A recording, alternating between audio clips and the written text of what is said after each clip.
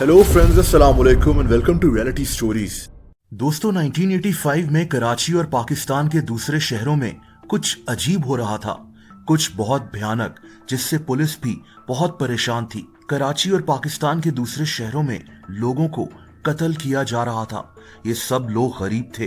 ये वो लोग थे जो गुर्बत की वजह से रात को सड़क पर सोने पर मजबूर थे। ये कत्ल कराची के मुख्तलिफ इलाकों में होना शुरू हुए थे, लेकिन कत्ल का पैटर्न एक ही था। इन लोगों को सर पर हथौड़ा मारकर कत्ल किया जा रहा था। ये कहानी है हथौड़ा ग्रुप की।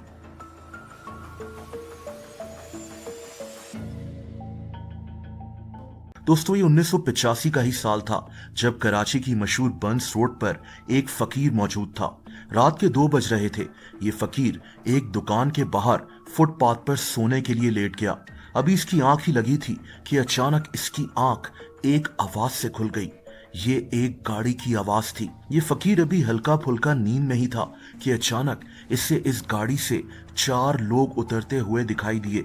इन सब लोगों ने सफेद कपड़े पहने हुए थे और इनके चेहरों पर मास्क लगे हुए थे। ये चारों लोग इसकी तरफ बढ़े और इससे पहले कि ये आदमी कुछ करता, इनमें से एक आदमी ने इसके सर पर हथौड़े से वार कर दिया। ये वार इतना शदीद था कि इस आदमी के सर से तेजी से खून निकलने लगा। ये बेहोश हो गया, लेकिन इसकी किस्मत अच्छी थी कि उसी वक्त वहां कुछ लोगों ने इसको देख लिया। इसको हॉस्पिटल पहुंचाया गया और इस आदमी की जान बच गई। ये कहानी अखबारों में छपी। पहले भी ऐसे वाकयात कराची के हर कोने से सामने आ रहे थे। इसी आदमी की कहानी की वजह से इन मुजरिमों को हथौड़ा ग्रुप का नाम दे दिया गया। ऐसा ग्रुप जिनके पास हथौड़े मौजूद होते हैं और ये रात को कराची और पाकिस्तान के दूसरे शहरों में ऐसे लोगों को टारगेट करते हैं जो सड़क पर सोने पर मजबूर हैं। पता नहीं क्यों ये इन लोगों को हथौड़ा मारकर कत्ल कर दिया करते थे। एक बात तो वाज़ेह थी कि ये जो कोई भी थे, ये पाकिस्तान में खौफ फैलाना चाहते थे। दोस्तों, ऐसे ही एक और वाकये पर बात करते हैं। कराची के रेलवे स्टेशन पर एक फैमिली मौजूद थी। एक औरत जिसका नाम सलमा था। सलमा अपने 3 बच्चों के साथ यहाँ थी। इन्होंने ट्रेन पर सफर करना था, लेकिन ट्रेन अभी लेट थी। ये फैमिली रेलवे स्टेशन के प्लेटफॉर्म नंबर 3 पर मौजूद थी। ट्रेन अभी काफी लेट थी, आधी रात हो गई थी। इन सब का नींद से बुरा हाल हो चुका था और तभी सलमा ने सोचा कि क्यों ना इसी जगह थोड़ा सो लिया जाए। लेकिन दोस्तों, ये फैमिली कहाँ जानती थी कि इनके साथ अब क्या होने वाला है। अभी ये फैमिली सोई ही थी कि अचानक इन पर हथौड़ों से हमला कर दिया गया। ये 3 हमलावर थे जिन्होंने सबसे पहले सलमा को निशाना बनाया।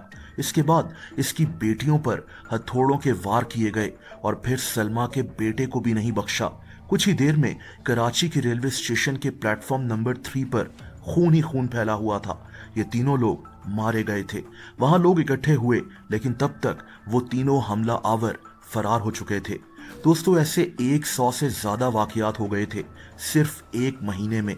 ना सिर्फ कराची में, बल्कि लाहौर, रावलपिंडी, क्वेटा, पेशावर, जेहलम और दूसरे शहरों में भी ऐसे वाकयात सामने आ रहे थे। लेकिन कराची सबसे ज्यादा इन हमलावरों का निशाना बना हुआ था। पुलिस को यह समझ नहीं आ रही थी कि इस हथौड़ा ग्रुप का मकसद क्या है। कुछ लोगों का ख्याल था कि ये कोई गैर मुल्की इंटेलिजेंस एजेंसी के लोग हैं। कुछ लोग यहां तक समझते थे कि ये वाकयात खुद हुकूमत करवा रही है ताकि कराची में बढ़ने वाले एथनिक झगड़ों से अटेंशन हटाई जाए। कुछ लोग इनको किसी किस्म का शैतानी कल्ट कहते थे जो लोगों की बलि चढ़ा रहे हैं, और कुछ लोग समझते थे कि ये किसी किस्म का डेथ स्क्वाड है। कुछ पागल लोग जो कराची की सड़कों पर फकीरों और गरीब लोगों को टारगेट कर रहे हैं। यानी जितने मुंह उतनी बातें। लेकिन सवाल अब भी ये था कि ये हथौड़ा ग्रुप असल में था कौन। दोस्तों, वो लोग जो इनके हमलों से बच निकले थे, उन्होंने एक इंटरेस्टिंग बात बताई थी कि ये हमलावर अपनी बॉडी पर कोई ऐसी चीज लगाते थे जिससे इनको पकड़ना मुश्किल होता था, जैसा कि कोई तेल वगैरह। यानी कोई इनके हमले को रोकने की कोशिश करता तो इनका हाथ या बाजू पकड़ना बहुत मुश्किल होता था। 21 अप्रैल 1985 को भी एक ऐसा ही भयानक हमला हुआ जब कराची के एक मकान में 8 मजदूर सो रहे थे। इन मजदूरों ने मिलकर ये छोटा सा मकान किराए पर लिया हुआ था। ये सारा दिन मेहनत मजदूरी करते और रात को खाना खाकर इसी जगह सो जाते, लेकिन 21 अप्रैल को इस घर में खून ही खून मौजूद था। दोस्तों, इस इलाके में लाइट गई हुई थी जब रात के 3 बजे इस मकान में 6 लोग दाखिल हुए। इन्होंने मास्क पहने हुए थे। इन्होंने पलक झपकने में इन मजदूरों पर हथौड़ों से हमला कर दिया। ये 8 मजदूर शायद अभी नींद में ही थे कि इनकी मौत हो गई। इस वाकये ने कराची शहर को हिला कर रख दिया था। दोस्तों, इन मर्डर्स की छानबीन के लिए एक ऑफिसर को अपॉइंट किया गया। इनका नाम कर्नल सईद था। कर्नल सईद ने इस भयानक वाकयात के पीछे एक ऐसी कहानी बताई जिस पर यकीन करना भी मुश्किल होता है। दोस्तों, इन वाकयात का जिम्मेदार मास्टर प्लानर एक आदमी अम्मार को ठहराया गया। अम्मार कराची के एक बैंक में नौकरी करता था, लेकिन ये लीबिया का सिटीजन भी था। ये आदमी कराची के पॉश इलाके डीएचए में रहता था। इसके साथ अच्छा खासा प्रोटोकॉल भी होता था। गार्ड्स वगैरह सब इसकी हिफाजत करते थे। अम्मार का अक्सर लीबिया भी आना जाना होता था। कर्नल सईद को इस आदमी के मुतालिक कई टिप्स दी गई थी कि हथौड़ा ग्रुप के पीछे दरअसल इसी आदमी यानी अम्मार का हाथ है, लेकिन ये आदमी ऐसा क्यों करेगा? दोस्तों, पता ये चला कि वो जो हमला आवर थे वो भी लीबिया से आते थे। ये शाम को पाकिस्तान पहुंचते, लोगों को कत्ल करते और रात को फ्लाइट लेकर वापस लीबिया चले जाते थे। ये सब पाकिस्तानी ही थे, लेकिन ये कातिल लीबिया में रहते थे। इन लोगों ने पाकिस्तान के एयरपोर्ट्स पर कुछ ऑफिसर्स को भी पैसे देकर अपने साथ मिलाया हुआ था। ये ऑफिसर्स ना इनसे कोई सवाल करते और ना ही इन कातिलों की कोई तलाशी ली जाती थी। कहा यह गया कि पाकिस्तान और अमेरिका के करीबी ताल्लुकात की वजह से लीबिया की इंटेलिजेंस एजेंसी पाकिस्तान में ये हमले करवा रही है।